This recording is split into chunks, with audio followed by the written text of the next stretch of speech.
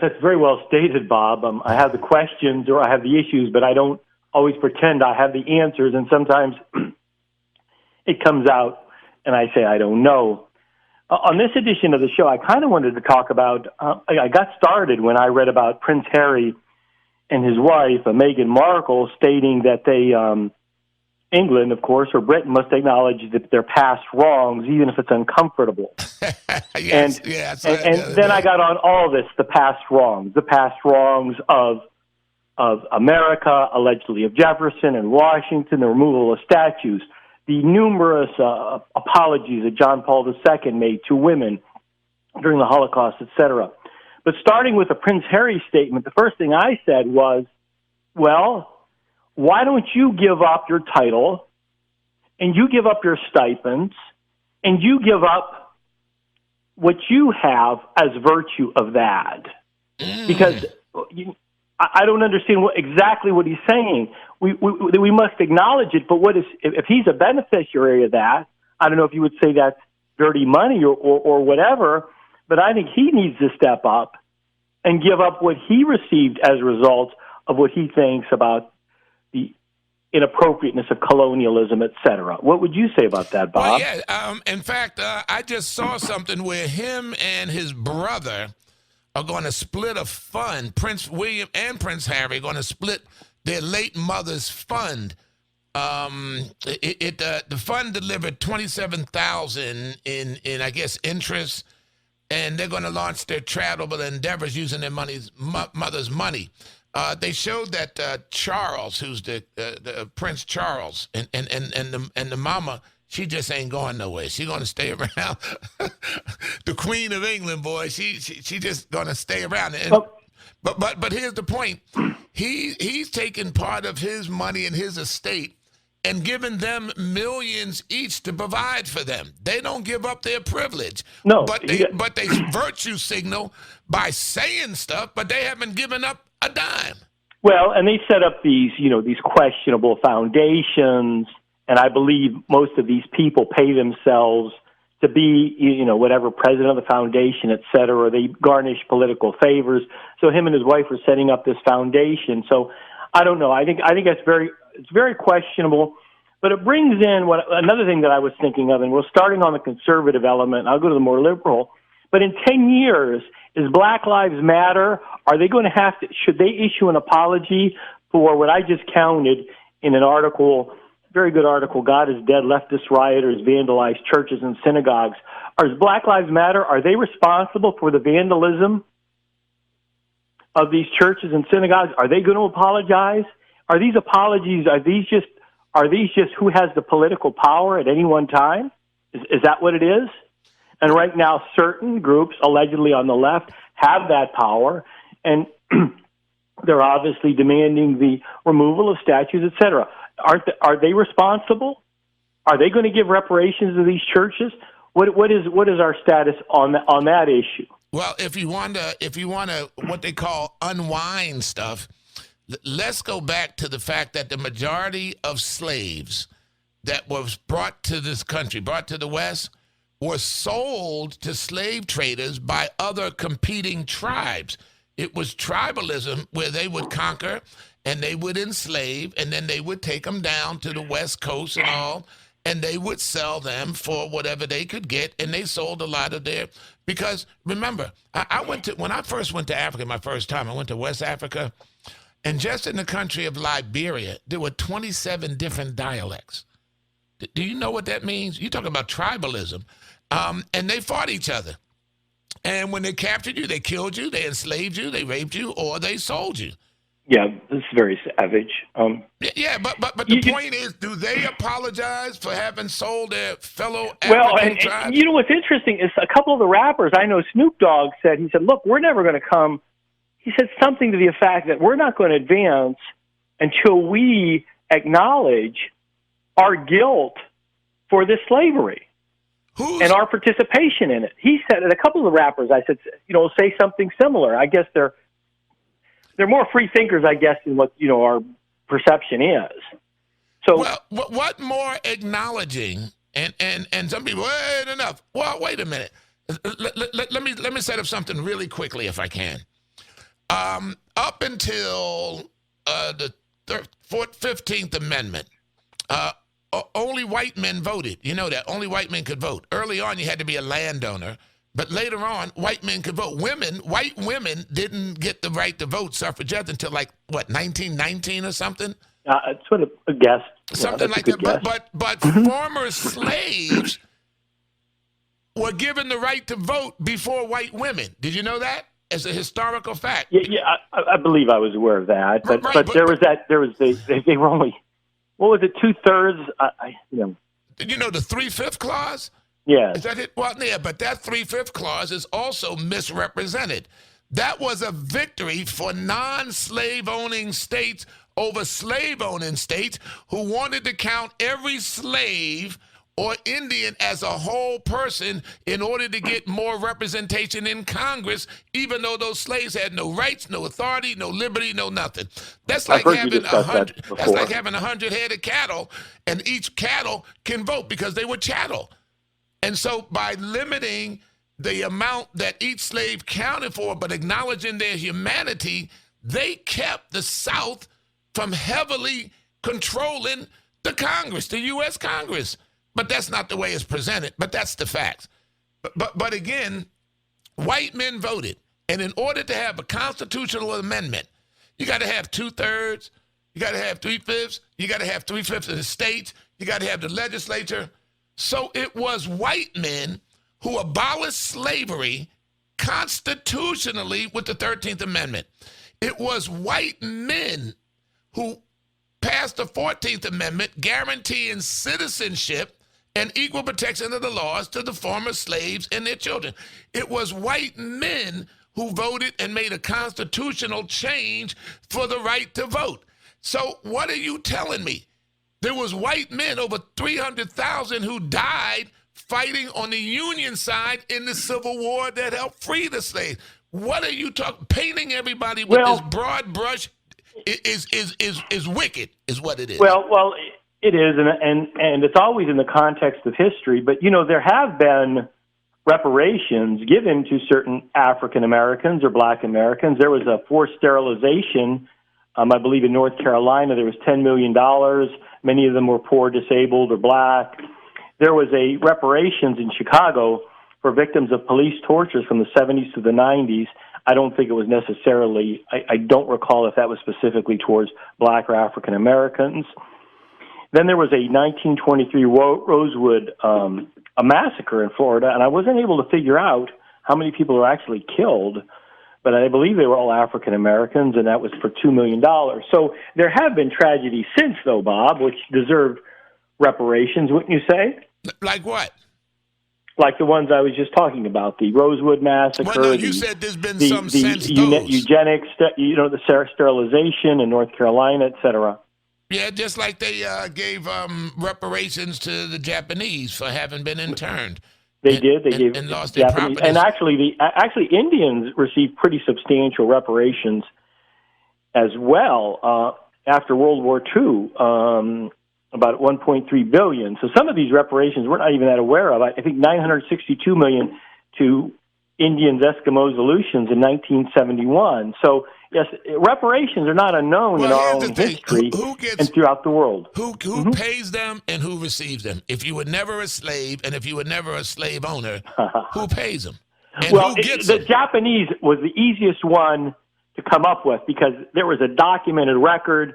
There was a date of confinement that they began and ended. The rest of them, it's very nebulous regarding ancestors, et cetera, and proving that it was from this government agency. You're right. There's a big problem with that. I actually read an Englishman, somebody from Britain, a writer and broadcaster, who kind of summed that up, I thought, very well. The idea of apologizing for the wrongs of our ancestors is both foolish and dangerous. For an apology to have any worth, it needs to come from those directly responsible and be aimed at those directly affected. I was telling somebody the other day, my mother's father, my paternal, my grandfather, Louis Bargas, was born in Nicaise, France. His father was a white Frenchman. His mother was from the island of Martinique, which was a French colony. It's now a French province.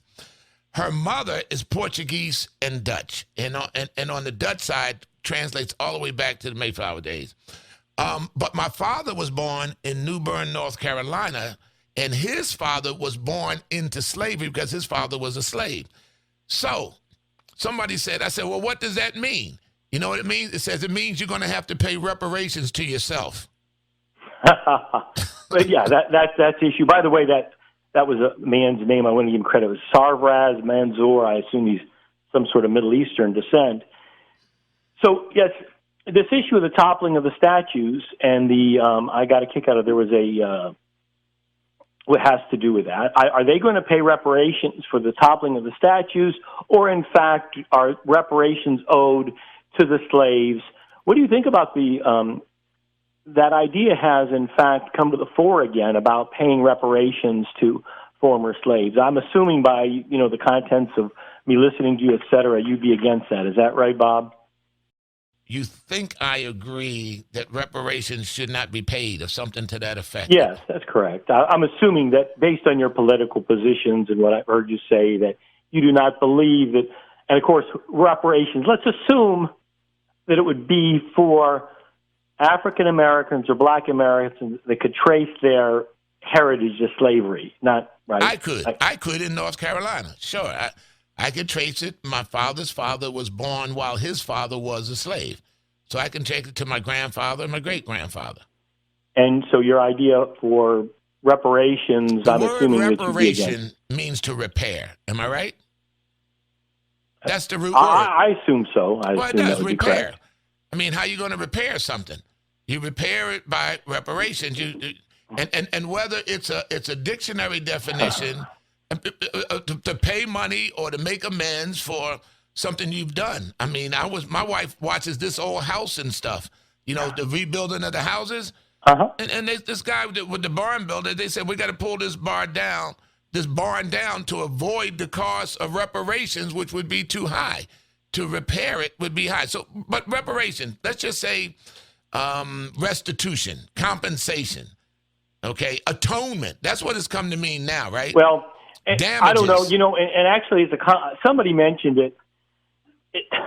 It's a code word. What is an apology? An apology in a way, is an explanation.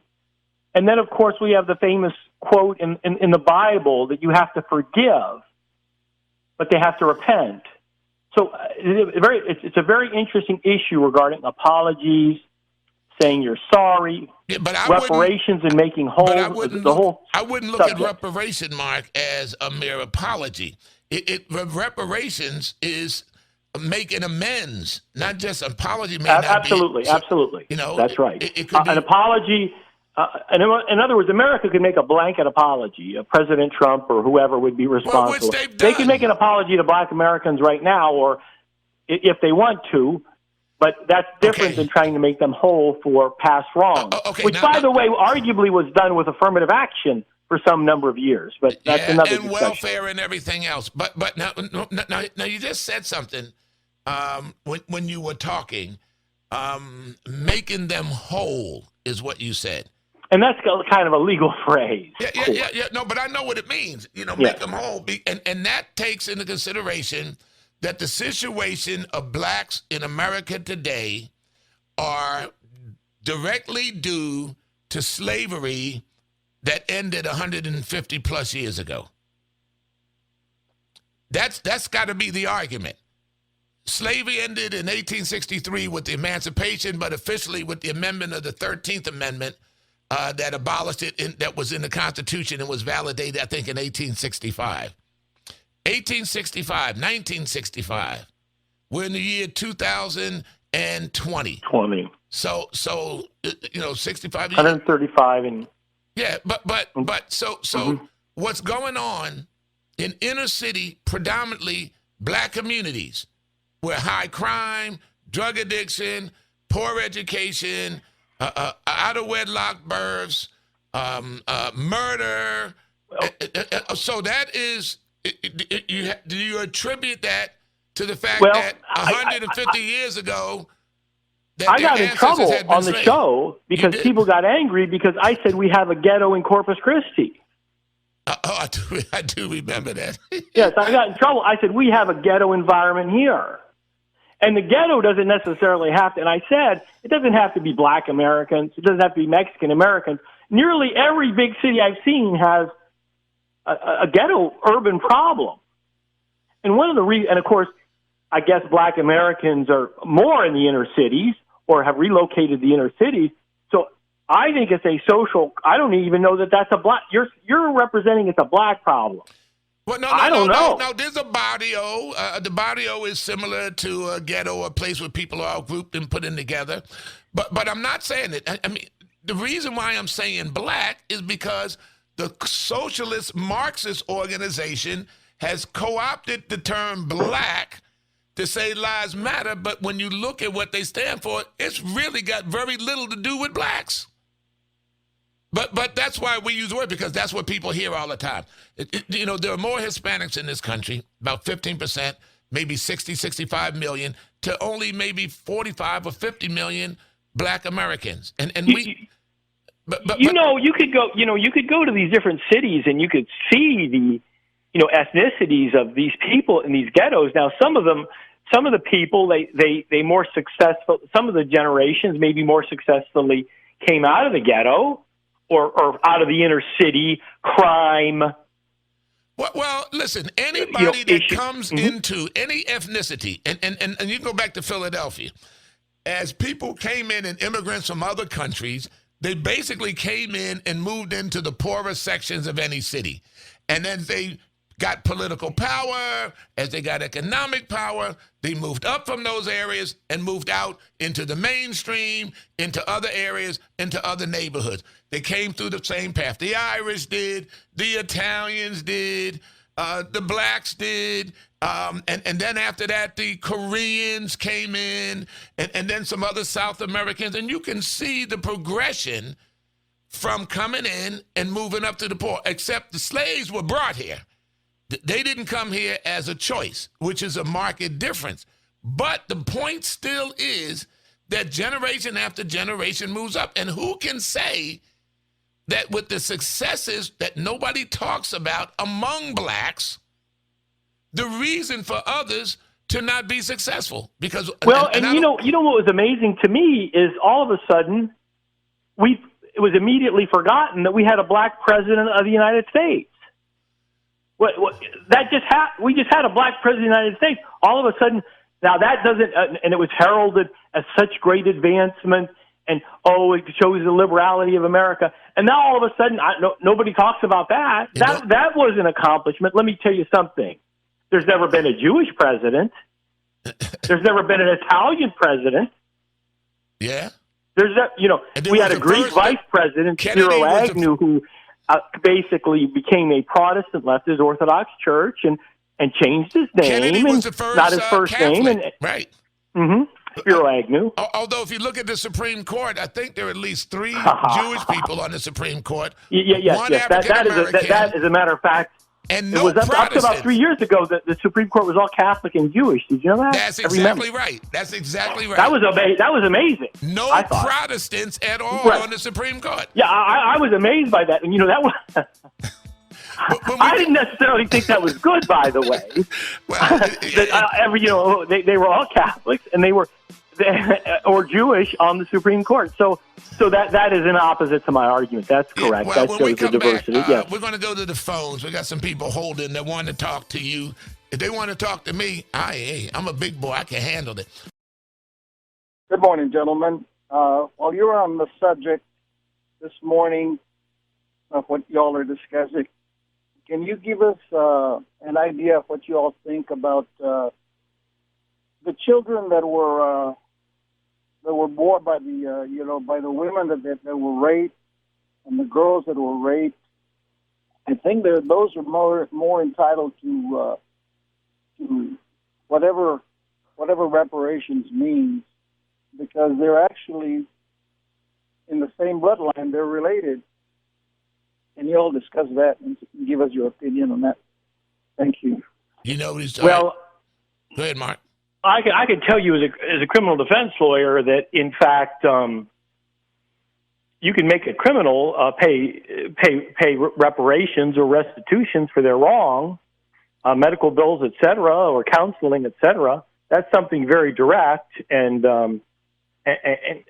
that's something very direct that can be done in the criminal justice system regarding whether or not a society overall to blame for some of these horrible crimes that have occurred. There's a Crime Victims Compensation Act in the state of Texas, which will pay medical bills, et cetera. Yeah, but he's talking about slaves that had been raped. Oh, okay. I was unaware. I was unaware of that. Well, he said in line with the topic that we were discussing. I had a difficult time hearing him. Okay. Well, I don't know what to say. I mean, the problem is the programs that I was talking about. It's very definite and timely. You're going back 200 years. I don't know. I don't see how that would be done. Well, let me tell you about something in the black community. There is something in the black community that is referred to as light brights. And I don't know if you ever heard of that. That one I haven't heard. I've heard high yellow. High yellow, red bone, that kind of stuff. We're calling people blue as a nickname. That means that you're real black, and that's why they call you blue. Oh. Although in Africa, there's racism within the black community as there in most ethnic communities. If you go, that's right. If you go, there's inequities and inequalities because only the lightest of the light skin got to be on TV and be models. And you can go to Jamaica, you can go to anywhere in the world. That would be the same way in many of these Italian communities, or who's lighter and who's darker and who's. That's very right. common. Who's more fair skinned? Who's more swarthy? In other words, but the children of those former slave owners, slave masters, those who were concubines, some gravitated, and there were black slave owners who also raped their slaves. But the point was, these lighter complected people used to at one point pass for white because they had so much white blood in them.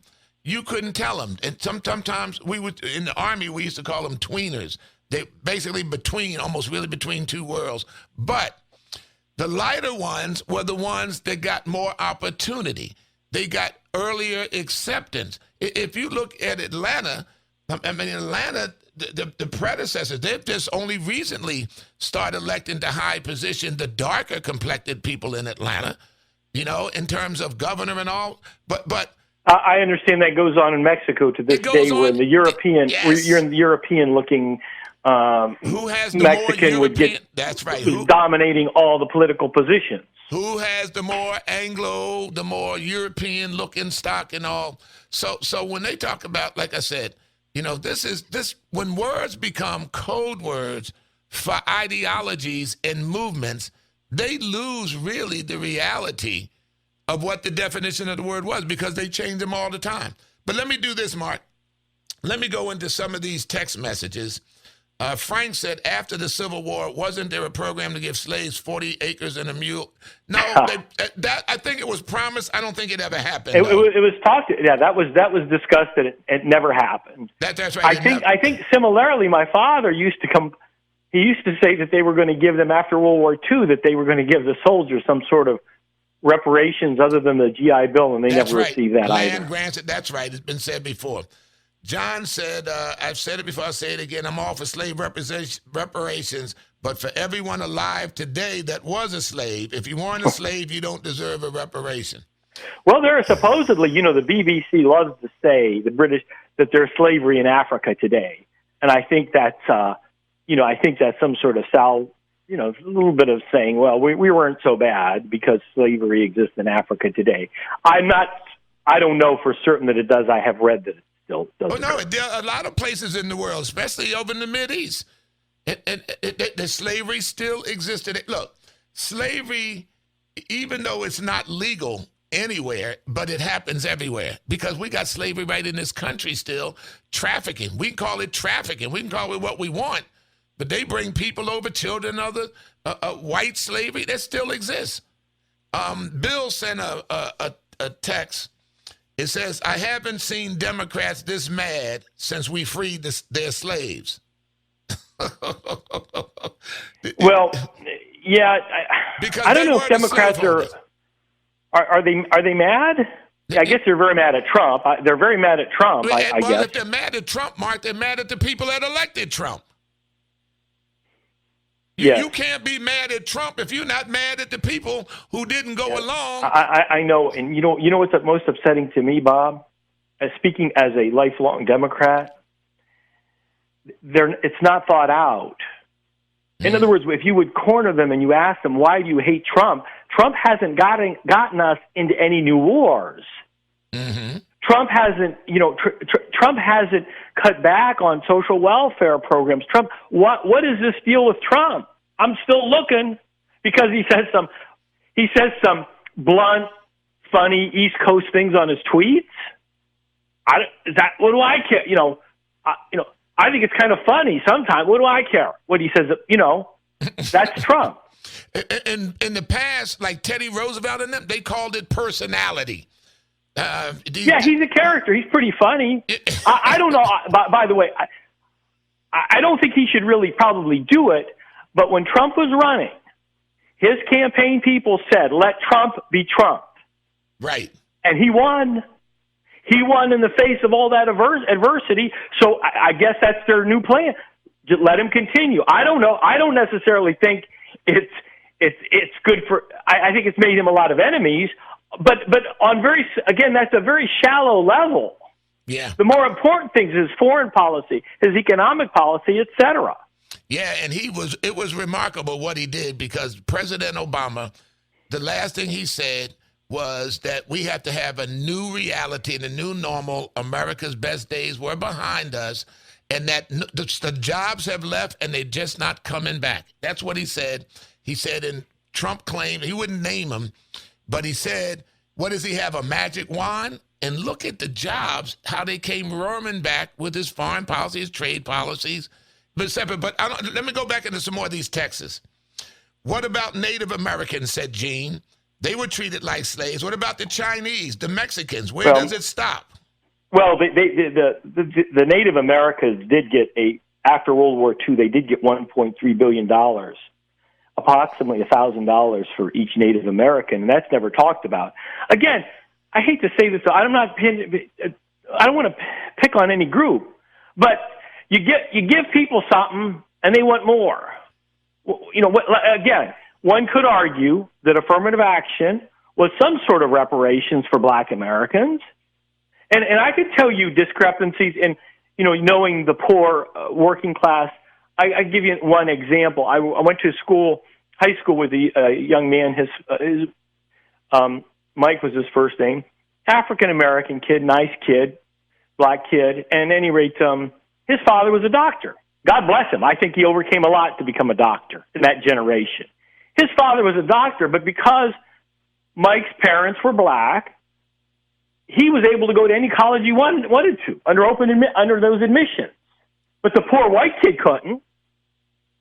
So, there were whenever you come up with one of these, and that's what the Republicans have some good arguments against these government programs, there's always going to be inequities when you're trying to be fair in a government program. Who gets the money, whether it's the PPP, what do they call this? Well, yeah, But the funny part is, if you read Federalist Papers 10 by Madison, he said in order to have liberty, there would definitely have to be inequality. That's what he argued in that. Beverly says, well, that's got to be true. Yeah, that's got to be true. And I got to say, I was thinking about one friend of mine, friendly acquaintance on Facebook, he's one of these guys that's never really worked. And I'm hearing his liberal stuff. And then I'm thinking other people I know. I said, what is it? All these guys that are, so against Trump and this and that, they don't work, so they want something for free. So you see that, it gets you angry, right? Yeah, it does. It will get you angry. It gets you angry, it gets you bitter, it gets you hard-hearted. You don't want to be that way. And then but when you see that, and that's what I think what happens to some of the conservatives, and they say, gee, this guy just don't want to work. I'm paying enough in taxes, right? Well, you ask a Black business owner or any small business owner how many people actually want to work and how hard it is to keep and find good workers. This is not intended to be exhaustive or even provide answers. And just think about it.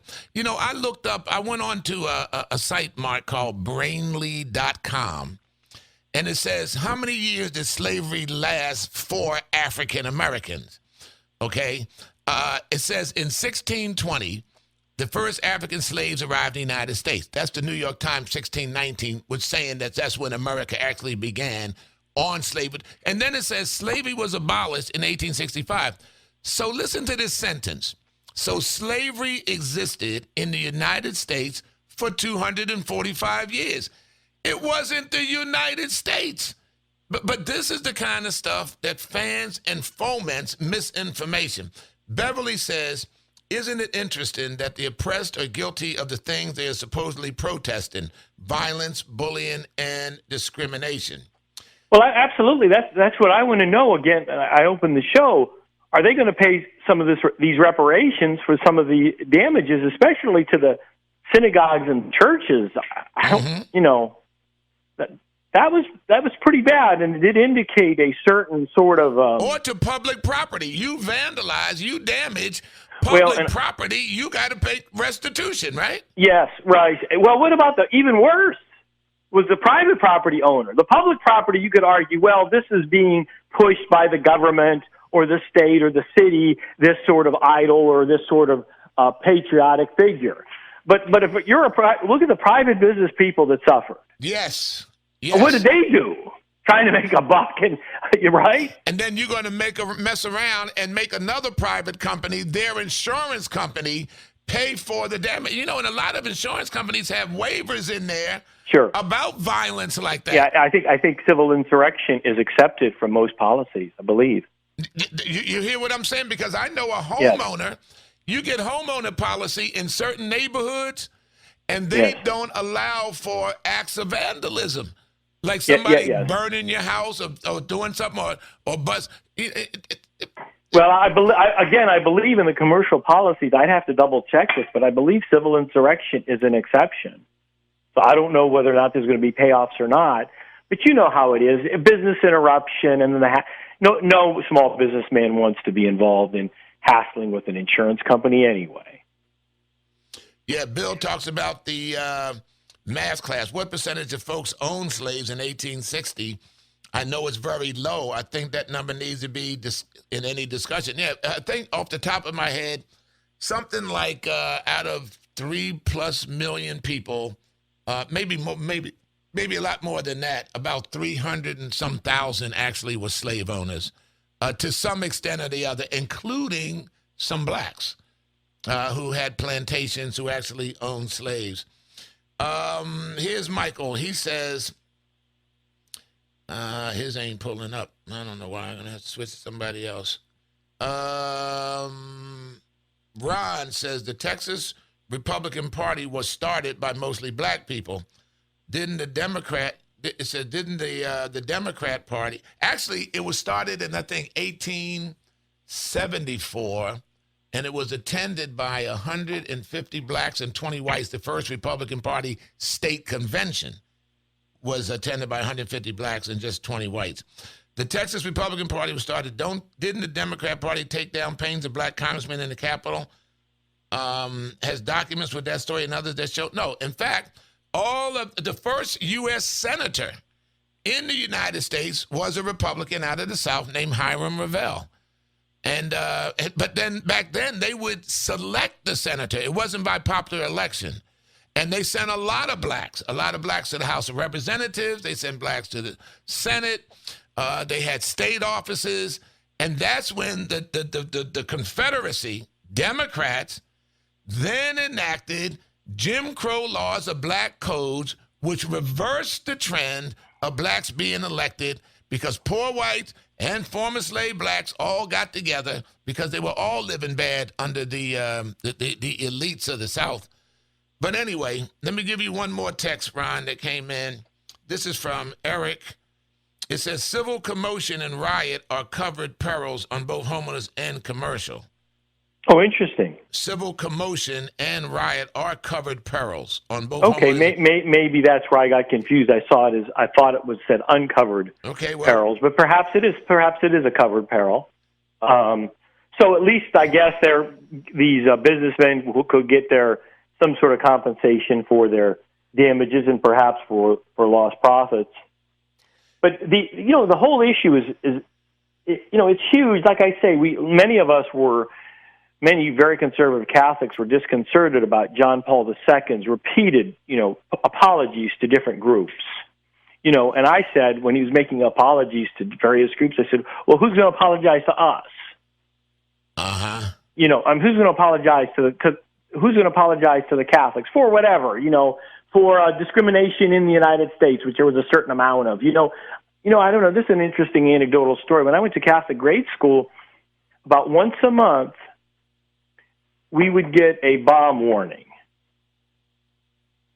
Maybe every other week to once a month or something, wherein we'd have to evacuate the school.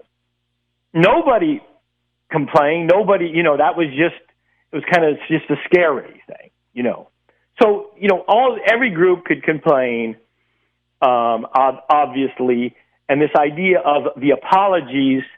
And again, what good is an apology without reparations?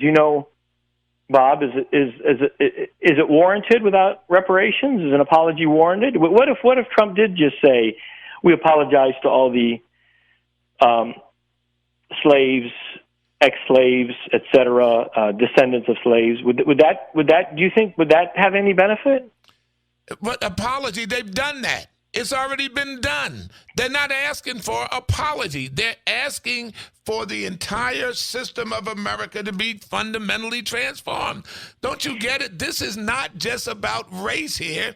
This is about an overthrow of a nation. It would appear to be so. There was a homeless person sleeping next door to my office downtown, recently, and somebody called the police officer.